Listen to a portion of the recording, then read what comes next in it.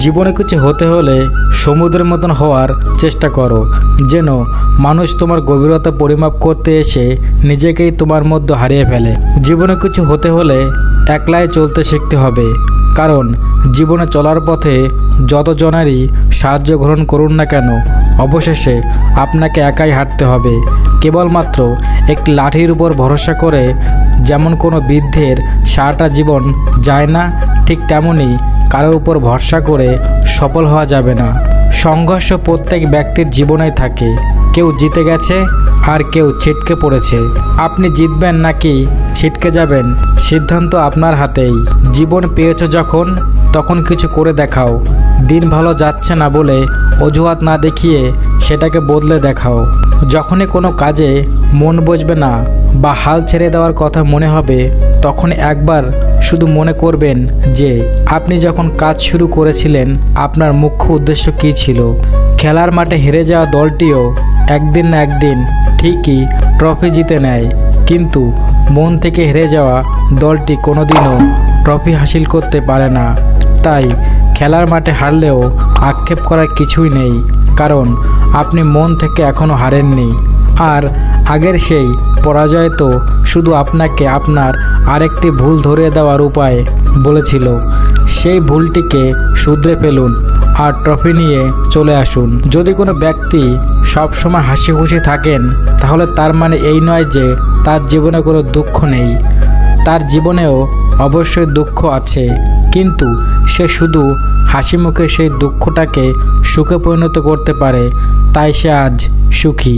স্বপ্ন তো সবাই দেখে, কিন্তু স্বপ্ন দেখার আগে, স্বপ্ন পূরণ করার আগে ভালো মতো স্বপ্নকে যাচাই করে নেওয়া ভালো, যে স্বপ্নটি আপনার সাধ্যের মধ্যে কি নয়। যার জীবনে কোনো উৎসাহ, লক্ষ্য এবং নিয়ম শৃঙ্খলা নেই, তার জীবনে সফল হওয়ার সম্ভাবনা ঠিক ততটা। বিশাল মরুভূমির মধ্যে হারিয়ে যাওয়া কলমের নিব খুঁজে পাওয়ার সম্ভাবনা যতটা। আমাদের শরীর ঠিক তাই অর্জন করে যেটা আমাদের মন বিশ্বাস করে। তাই কোনো কিছু আমি করবই এরকম মনোভাব স্থির করে ফেললে পৃথিবীর কোনো শক্তি আর সেটিকে থামাতে পারে না। আপনি কি জানেন আমাদের কাছে কেউ কিভাবে স্পেশাল হয়ে ওঠে? যখন আমরা একসঙ্গে থাকি, একসঙ্গে কথা বলি। এমন কেউ থাকে যারা আমাদের কথাতে স্বস্তি খুঁজে পায়, কোনো কিছুতে একসাথে হাসতে থাকি। এরকম মানুষদের কখনোই আপনার জীবন থেকে দূরে সরে যেতে দেবেন না। কোনো পরিবর্তন একদিনে হওয়া সম্ভব নয়। পরিবর্তন হওয়ার জন্য অনেক সময় লাগে, কিন্তু শর্টকাট রাস্তায় পাওয়া কোনো পরিবর্তন বেশি দিন স্থায়ী হয় না, অচিরেই তা ধসে পড়ে। অপরের সাথে নয়, নিজেকে নিজের সাথেই তুলনা করুন। নিজেই নিজেকে যাচাই করার চেষ্টা করুন যে আপনি গতকাল যেমন ছিলেন আজ তার থেকেও উন্নত হয়েছেন নাকি অবনতি হয়েছেন। শুধুমাত্র আপনিই পারেন আপনার গতকালের আপনিকে টেক্কা দিতে। নিস্তব্ধ থাকার চেষ্টা করুন। সব সময় সব কিছু সবার সামনে বিশ্লেষণ করতে যাবেন না। যখন সময় হবে ঠিক তখনই মুখ খুলুন, দেখবেন আপনার কদর বেড়ে যাবে। কাজ না করে চিন্তা করে কাটানো আমাদের সবচেয়ে বড় অপরাধ। যতটা সময় চিন্তার পেছনে ব্যয় করেন, ঠিক ততটাই সময় যদি আপনি কাজের পেছনে ব্যয় করেন, তাহলে দেখবেন নিজের অজান্তেই অনেক দূরে চলে এসেছেন। আমাদের প্রত্যেকের জীবনেই সমস্যা থাকে, কিন্তু সমাধানের কৌশলই আমাদের একে অপর থেকে আলাদা করে দেয়। কখনো কখনো সফলতার কাছে পৌঁছেও আমরা সফলতা পাই না, আর এমন অবস্থায় আমরা হাল ছেড়ে বসে থাকি। কিন্তু এমন অবস্থায় হাল ছাড়লে হবে না, কারণ ঈশ্বর এই সফলতার দরজাটি বন্ধ করে দিয়েছেন। তার অর্থ তিনি আমাদের জন্য আরও ভালো কিছু অবশ্যই রেখেছেন। তাই এমন পরিস্থিতির মধ্যে আমাদের ফেলে দিয়েছেন যাতে আমরা আরও আগে এগিয়ে যাই এবং আরও বিশাল সফলতা অর্জন করতে পারি।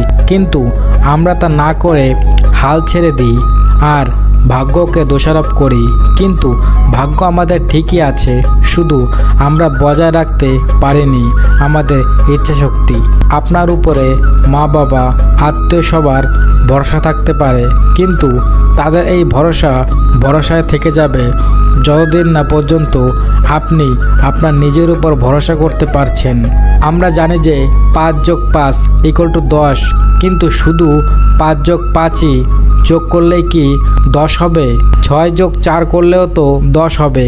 সুতরাং সমস্যা একই হতে পারে, কিন্তু তার সমাধানের অসংখ্য উপায় আছে। এটা জরুরি নয় যে আমরা সবসময় একই রাস্তায় হাঁটব। সেই রাস্তা থেকে বাইরে গিয়ে সমাধান করলে তবেই না নিজের পরিচয় প্রকাশ পাবে। একবার এক সভায় একজন বিখ্যাত ব্যক্তি তার সফলতার কাহিনী শোনাচ্ছিলেন। তার বলা একটা লাইন আজও আমার মনে সজীব রয়েছে। তিনি বলেছিলেন, হ্যাঁ, আমি আস্তে আস্তে হাঁটি ঠিকই, চলার শুরুতে অনেকেই আমাকে পাশ কাটিয়ে চলে যায় ঠিকই, কিন্তু তাদের সাথে আমার পার্থক্য কি জানেন?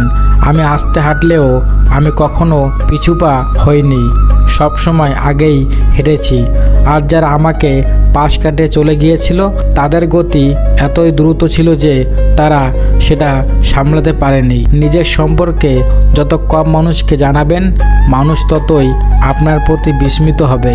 নিজেকে সবসময় যাচাই করুন, খুঁটিয়ে খুঁটিয়ে দেখুন আপনার কোথায় খামতি আছে, আর সেই খামতিটিকে পূরণ করতে লেগে পড়ুন। কারণ কেউই আপনাকে আপনার ভুল সহজে ধরে দেবে না। সবাই তো আপনার করে যাওয়া ভুলকে নিয়ে মজা করবে। চেষ্টা করছি আর করছি, এর মধ্যে কি পার্থক্য জানেন? যখন আপনি বলবেন আমি চেষ্টা করছি, তখন আপনি আশাবাদী, কিন্তু যখন আপনি বলতে শিখবেন আমি করছি, তখন বুঝে যাবেন যে আপনি অবশ্যই সফল হবেন। কারণ আপনার নিজের উপর আপনার বিশ্বাস আছে। শুধুমাত্র প্ল্যানিং করে কিছুই হবে না, কারণ মানুষ আপনাকে চিনবে আপনার কাজের উপর ভিত্তি করে, আপনার প্ল্যানিংয়ের উপর ভিত্তি করে নয়। আমাদের জীবন অনেকটা টাকার মতো। একটা মুদ্রা বা টাকা যেমন আপনি একবারই খরচ করলে শেষ হয়ে যাবে, ঠিক তেমনি জীবনটা একদিন শেষ হয়ে যাবে। কিন্তু এখানে সবথেকে বড় ব্যাপার কি জানেন? আপনি টাকাটি কোন কাজে ব্যবহার করছেন বা কোন কাজে খরচ করছেন, সেটাই মুখ্য বিষয়। একজন বিখ্যাত ব্যক্তি বলেছিলেন, স্বপ্ন, আমি কোনো দিনও স্বপ্ন দেখি না, যা দেখি তা হলো একটি লক্ষ্য, আর এই লক্ষ্য বা গোল এর উদ্দেশ্য আমার পথ চলা। নিজের জীবনকে বিলাসবহুল জিনিসপত্রে না ভরে অভিজ্ঞতা দিয়ে ভরে তুলুন। আপনি যেন অপরকে বলতে পারেন, এরকম একটা গল্পের মতো নিজের জীবনকে সাজিয়ে তুলুন। গার্লফ্রেন্ড আর বয়ফ্রেন্ড আপনার অবস্থা ভালো নয় জেনে ছেড়ে গেছে, যেতে দিন তাকে। তার জন্য হাত কাটতে যাবেন না, সে এমনিতেও আপনার যোগ্য নয়। মনে রাখবেন, যে থাকার সে হাজারো অভিমানের মধ্যেও থাকবে, আর যে চলে যাওয়ার সে একটু সামান্য কারণ দেখিয়েই চলে যাবে। কে আপনাকে ছেড়ে চলে গেছে সেই চিন্তা ছাড়ুন। আপনি পরবর্তীতে এমন কাউকে অবশ্যই পাবেন যে আপনার অতীত নয়, ভবিষ্যৎ নিয়ে চিন্তা করবে। জীবনে খারাপ সময় এলে বেশিরভাগ মানুষ পালিয়ে যেতে পছন্দ করে, কিন্তু একজন আসল যোদ্ধা সেই খারাপ সময়ের মুখোমুখি দাঁড়িয়ে তাকে পরাস্ত করে সামনে এগিয়ে যায়।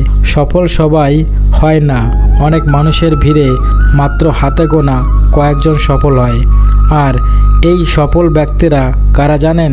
এরা তারাই যারা ভিড়কে অনুসরণ না করে সেই ভিড়ের বাইরে গিয়ে নতুন কিছু করেছিল।